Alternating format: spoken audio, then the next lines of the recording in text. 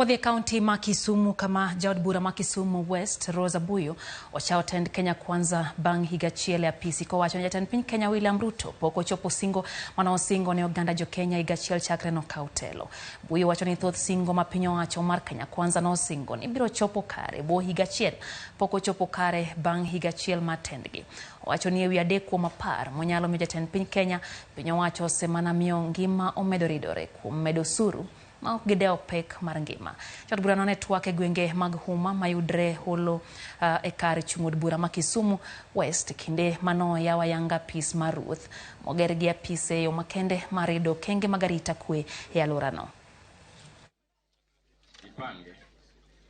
Wan kaka jo Kenya wawacho ne ni higa achiel mosebete komno pok otimonwa gik manowacho ni nodhi timo ne jok manuluongo ni hustlers. Nowacho ni bech gik moko duto dhi dok piny, to gima waseneno en ni ngima osebedo matek kabisa. Masani bech gik moko idho malo, to kendo tax ema koro ologo jopiny. To mano nowacho ni kodonjo ni to mago nodhi ketho te. Bech petrol nyaka bech mafuta osedhi malo, mago gik mano koro nodhi duoko piny. Omiyo an king'ado ne Ruto rieko, awacho ni an ewi apar amiyo Ruto adek. Joma dwani abisho miye.